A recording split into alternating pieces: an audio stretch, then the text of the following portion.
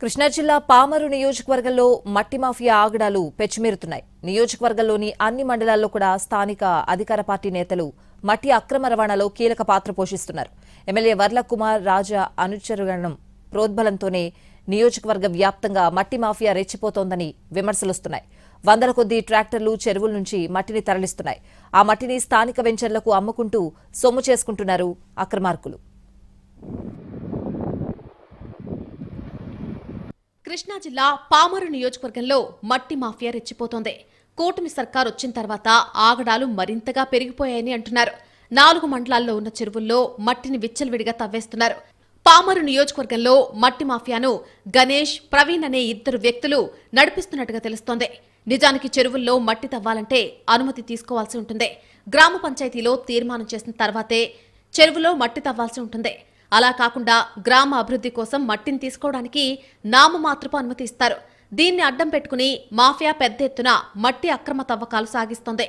పామరు నియోజకవర్గంలోని అన్ని మండలాల్లో కూడా మట్టి మాఫియా తన కార్యకలాపాలు ముమ్మరం చేసింది. పగలు రాత్రి అని తేడా లేకుండా పెద్ద ఎత్తున చెరువుల్లో స్టీల్ తొలగింపు పేరుతో మట్టిని ఎడాపిడా తవ్వేస్తున్నారు. రిమ్మనపూడి, తోట్లవల్లూరు, పసుమర్రు, మంటాడ, పెదపారిపూడి ప్రాంతాల్లో మట్టి మాఫియాకు ఎదురే లేకుండా పోయింది. చెరువుల్లో మట్టి అక్రమ తవ్వకాలపై ఫిర్యాదులొస్తే అధికారులు తూతూ మంత్రంగా తనిఖీలు చేసి చేతులు దులుపుకుంటున్నారు. అధికారులు రైడ్స్ చేస్తే ఒకరోజు మాత్రమే తవ్వకాలు ఆపుతున్నారు. ఆ తర్వాత రోజు నుంచి మళ్లీ తవ్వకాలు యథాతథంగా జరుగుతున్నాయి. స్థానిక ఎమ్మెల్యే వర్ల కుమార్ రాజా అనుచరుల అండతోనే మట్టి తవ్వకాలు జరుగుతున్నట్టుగా ఆరోపణలు వినిపిస్తున్నాయి.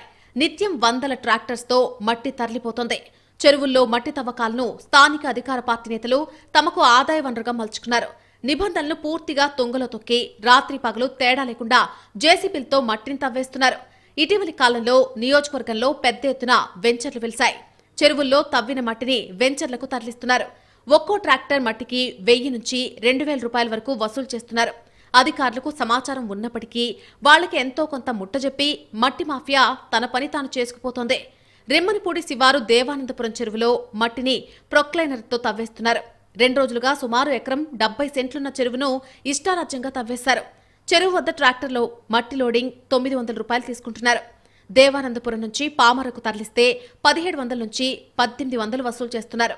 అదేమని ఎవరైనా ప్రశ్నిస్తే చలానా కట్టాం, మా ఇష్టం, అడగడానికి మీరెవరు అని దబాయిస్తున్నారు. EO PRT Janardhan Rao, MPDO జ్యోతి తవ్వకాలు జరుగుతున్న చెరువు వద్దకు వెళ్లేసరికి మట్టి తవ్వకాలు నిలిపేశారు.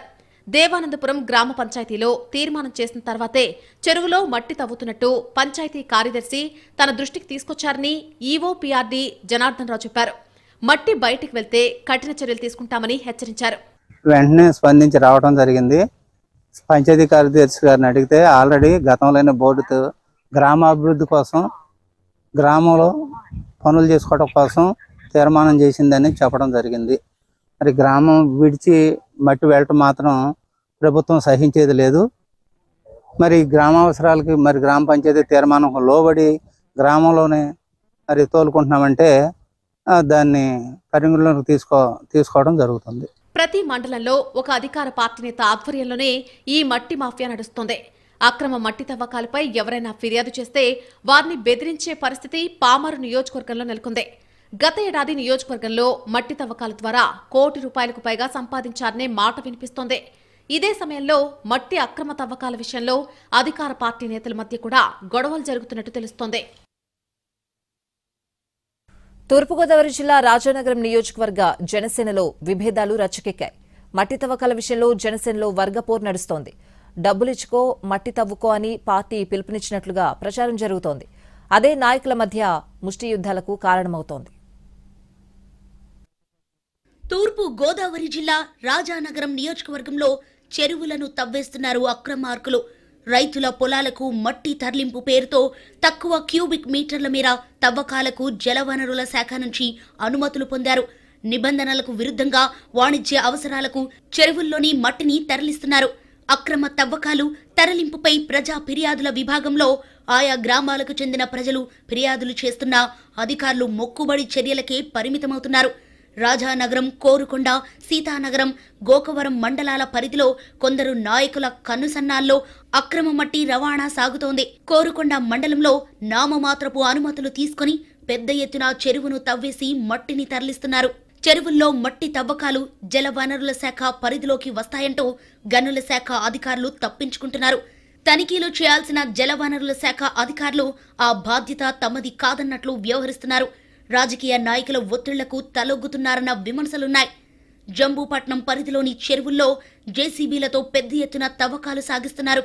రాజానగరం శివారున ఉన్న రియల్ ఎస్టేట్ వెంచర్లతో పాటు ఇటుక బట్టీలు, కడియం నర్సరీలకు మట్టిని తరలిస్తున్నారు. చెరువుల తవ్వకాల విషయంలో జలవనరుల శాఖ అధికారులు పూర్తి సమాచారం ఇవ్వలేదని తహసీల్దార్ చెబుతున్నారు. కోరుకొండ మండలంలో 10 చెరువులకు అనుమతులున్నాయని, మిగిలిన వాటితో పాటు గుమ్మలూరులో చెరువు తవ్వకాలకు అనుమతులు ఇవ్వలేదంటున్నారు. అయితే చెరువుల్లో మట్టి తవ్వకాల అంశం జనసేన నేతల మధ్య విభేదాలకు కారణమైంది. నియోజకవర్గంలోని చెరువుల్లో మట్టి తవ్వకాలకు అనుమతుల విషయంలోనే జనసేన శ్రేణుల్లో విభేదాలు మొదలయ్యాయి. ఎమ్మెల్యే బత్తుల బలరామకృష్ణ సిఫార్సుల మేరకు ఇరిగేషన్ అధికారులు చెరువుల్లో మట్టి తవ్వకాలకు అనుమతులిస్తున్నారు. రాజానగరం నియోజకవర్గంలోని 20 చెరువులకు అనుమతులిచ్చారు. పంచాయతీల్లో తీర్మానాలు చేసి మత్స్యకార సొసైటీలకు కేటాయింపులు జరుపుతున్నారు. ఈ నియోజకవర్గంలో జనసేన ఎమ్మెల్యే ఉండటంతో ఆ పార్టీ వారికే చెరువులు తవ్వకాలు అప్పగిస్తున్నారు. జనసేనలో పోటీ పెట్టి ఎక్కువ డబ్బులు ఇస్తున్న వారికే అప్పగించడంతో పార్టీలోని ధనికులకే అవకాశం వస్తోంది. సామాన్య కార్యకర్తలకు కూడా అవకాశం కల్పించాలని డిమాండ్ చేస్తున్నారు. మట్టి తవ్వకాల్లో ఆదాయం ఎక్కువగా రావడంతో పోటీ ఎక్కువైంది. లారీకి 3,000 నుంచి 5,000 రూపాయల వరకు వసూలు చేస్తున్నారు. దీంతో రోజుకి లక్షలాది రూపాయల ఆదాయం సమకూరుతోంది. లక్షల్లో వస్తున్న ఆదాయంతో ఎమ్మెల్యేలకు, ఇరిగేషన్ అధికారులకు భారీగా ముడుపులు అందుతున్నాయనే ఆరోపణలు వినిపిస్తున్నాయి. అనుమతులన్నీ జనసేన నాయకులే ఇవ్వటంతో కూటమిలోని టీడీపీ నేతలు అసంతృప్తి వ్యక్తం చేస్తున్నారు. తమకు కూడా అవకాశం ఇవ్వాలని డిమాండ్ చేస్తున్నారు.